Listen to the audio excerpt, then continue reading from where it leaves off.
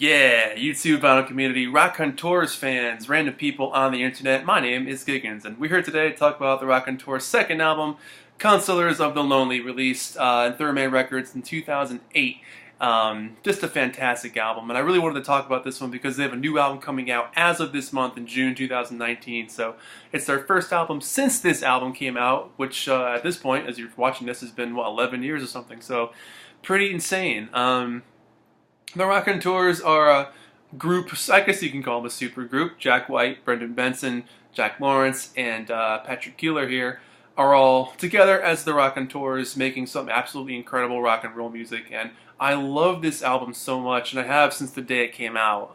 I vividly remember this thing being really announced, and then it was released like a week later or a couple days later. It was something so ahead of its time as to what bands would do in the years to come, you know, with the iTunes culture and Spotify releases and all that kind of stuff. This was a bit ahead of its time, so I was very excited for this, and I was very excited when the first album came out too, a couple years before this, called Broken Boy Soldiers in 2006. So, you know, for a couple years there, they were like a really super active band, and then Jack got involved with the Dead Weather and then doing his solo career, so things happen.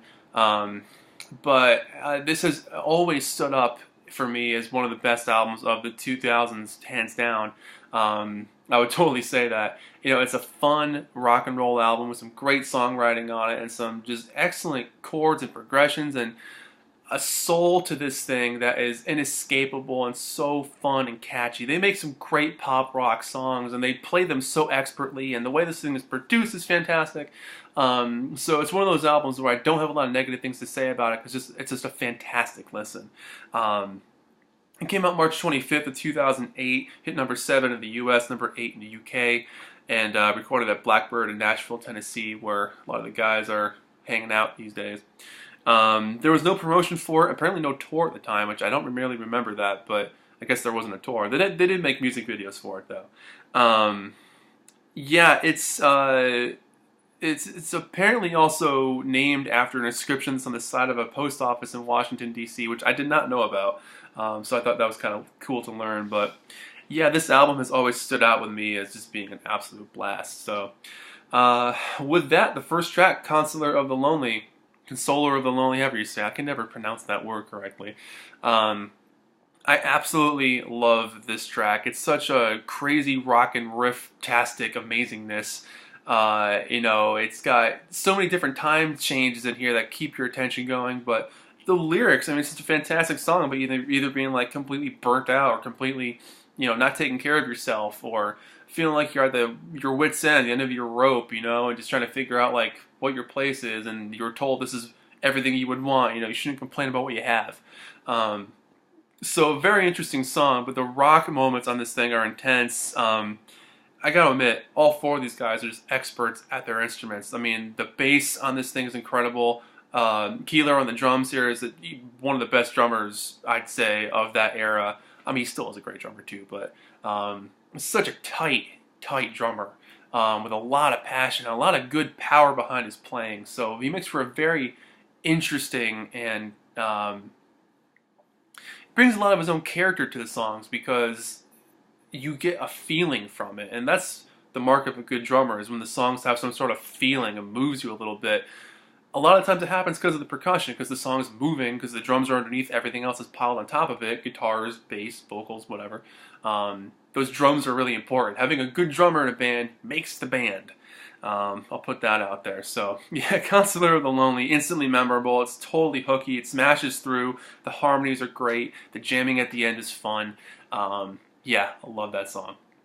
Which then blasts right into Salute Your Solution, which for some reason was used for an NFL commercial for a very long time. I'm not sure why or how that happened, but super fast-paced, rapid vocals between both Brendan and Jack.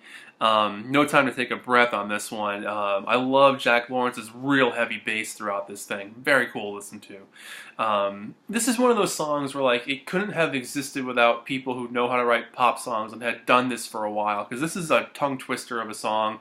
It's so high energy. It's so, you know, just grabbing your attention constantly. You know, it's not something you can kind of just horse around and fart it out. It's a really well written song. I love the excitement on here. I love the breakdown. fantastic track. It's an absolute fantastic track. I remember the video making me kind of dizzy. I remember the video was still choppy or something. I haven't seen that in a long time. You Don't Understand Me. This is one of the first sort of like ballads start to come into play. And I love that classic piano hook. You know, one thing the Raconteurs do really well is kind of wear their past on their sleeves. And so if there's ever a classic rock element to what they're bringing to the track that they're doing, it's never in like, we're stealing this idea, we're stealing this riff from somebody else. It's like the inspiration and the vibe and the mood is all we're using because we can understand that and we put that towards the music. And you know, when you can create little tiny piano riffs that stay in your head, and dun, dun, dun, dun, dun, dun, dun, dun, dun, like it's a great piano riff and it works. So it makes for a really good song. This one in particular, Patrick's drumming is so solid. I love the fills that he incorporates on this thing, and it works, weaves really well in and out of the pianos. Like perfect harmonies on this song again too. Good storytelling. I love that it speeds up a little bit at the end, gets kind of crazy for a while there, and then kind of slows down again. Yeah, really good show-off song for the drums on this one, but particularly the piano playing. I like that a lot. Old Enough. This song is really cool. You know, so far we're 4 for 4 on this album of like classic tracks here. Brendan and Jack training vocals are just a match made in heaven. I love the pairing of their voices, love how they take turns. Totally a country feel here with the fiddles in the background and, you know, that kind of like shuffly guitar vibe here, which I think is a great addition. Again, they're showing, you know, 4 songs in, they can do rock and roll, ballads, and apparently country and make it work and sound like one band. Super catchy vocal melodies, interesting chord changes in this one for sure. It just sounds like them. It's one of those songs where you're like, yeah, that's the Raconteurs. That's the 4 of these guys together. Very cool. Yeah, a lot of fun with that one. Excuse me, the switch and the spur. I can't even cough it out. The switch and the spur. Very cool song. Definitely one of the, you know, story type songs that they do on this thing, like Carolina Drama. You know, Many Shades of Black. They do really good songs about storytelling or making up, you know, old timey country western kind of tales. And this song has that. It's got that really cool horn section that blasts through this thing. A very commanding song, and it's one of the songs you can get lost listening to it. Love the screechy solo. Mostly Brendan singing this one, but it's cool because when that happens and then Jack comes in with his guitar, it makes for such an effective, like, oh yeah, Jack's there. Like, it's such a cool, like, oh yeah, back and forth, you got this guy, and you can hear the drums really well, and there's the horns over here. So, very cool song to show off their dynamics and kind of show what they could do separately, but, you know, as one unit, and really make an effective song. So, very good song. Hold Up is cool. This is just a straight up rocker, you know, fist in the air, windows down, chanting the lyrics away. Yeah, I love this one too. It's just a fun, catchy rock song. Which, again, this album's filled with that stuff, but it's one of those things where you can't get enough of it because it's going to stay in your head. Just, they know how to write these earworms. I like the talking in the background that happens throughout the song as well. Top Yourself. This is really cool. For me, this is definitely like a Stones influence on this one. But again, the vibe is fun. You know, slide guitar like crazy all over this one. Cool background vocals. Totally a Jack White song for sure. Like this, his mark is all over this one. But yeah, I like the mood on this one. I think it's kind of fun. And just top-notch playing on it again. Many Shades of Black. Definitely a song about a relationship breaking up, and you know, maybe how these people shouldn't have been together for a while. And they kind of knew that, but they were trying to make it work. So yeah, that's a good one. Not one of my absolute favorites on the album. I will say that this one may be like one of my least favorites, but it's still, I think, a really good song. 5 on the 5. This is a song that's been around for a long time at this point. They used to play this live during their first tour with the first album.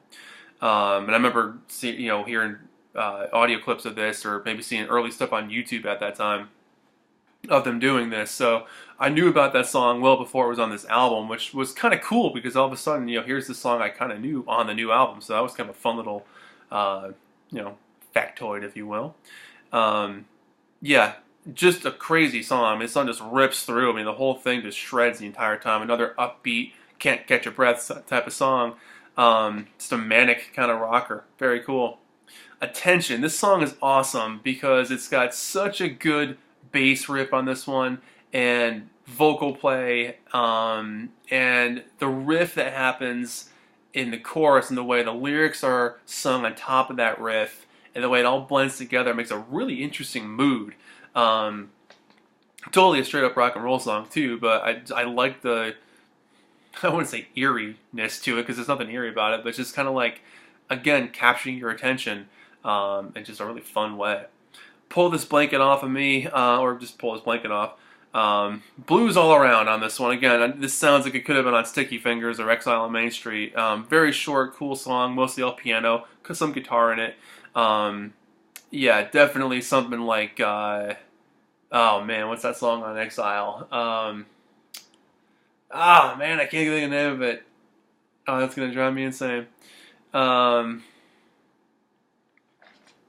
I can't think of the name of it, but it sounds like something on that album.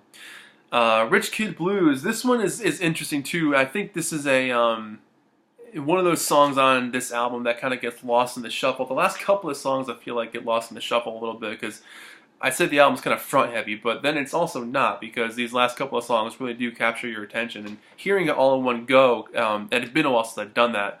Then I ended up playing this thing for like a week straight because I was like, this is a damn good album. I like Jack just screaming his ass off on this one. The organ that ties it all together. The cymbal work on the drums is fantastic. The changes and the timing is good. It starts off kind of slow, like a slow burner, but then just explodes. Awesome track. I love hearing the rock and roll in this one too. These Stones Will Shout. I love the bright, clean acoustic guitars on this one and the rock that happens with that great riff. What a riff. This is a deep cut on the album for sure, and I think one of the standouts on this album for sure too. I don't think the song gets enough credit as being just as cool as it is. And Carolina Drama is an awesome way to end the album. Totally the Jack White storytelling technique. You know, a song about a guy named Billy and the adventures he goes through with beating people up and figuring out his family and figuring out the people he can trust or not trust, and you know who's seeing who and what's doing what. The la la la la la parts are really cool, and just go and ask the milkman. So let me open this thing up here. Oh, let's look at better look at the cover here. I'd love to get this on vinyl someday, but it's extremely expensive. And they just reissued it with a couple of new songs on there for the new album coming out. But here you go. There's the inside. So there's actually a longer picture there. That's like the whole album cover. It's a float. Then you got a bit of the lyrics from Switching the Spur, which I also just almost coughed on saying that title again. I don't know what is going on with that song as I drop all my stuff. Yeah, good shots of the guys. There's Patrick looking cool. Is that Brendan? Yep, Brendan hanging out. I think he's talking to a tree. Then you got Jack doing some crazy experiment there with some wacky little skeleton suit he's wearing. And other Jack doing his thing with the bass guitar in a boat. And then some stuff about the production and people who were on the album with them and some more crazy pictures, and that's it. No lyrics or anything on that one.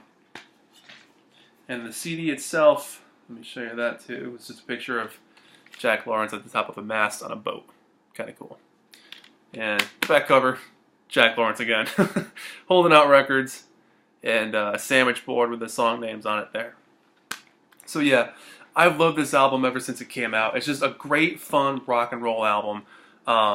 Pretty lighthearted. There's not too much that's deep on here, which is kind of nice. It's good to have an album like that once in a while. Just throw on here 14 songs of like mostly upbeat stuff, mostly upbeat rock and roll songs. Highly recommend this. I would easily give this thing a 9 out of 10. I think it's one of the best albums of that first decade of the 2000s for rock and roll music. Fantastic album. I can't say enough about it. The only negative things I'd say about it was that like there's times where it does feel a little too long.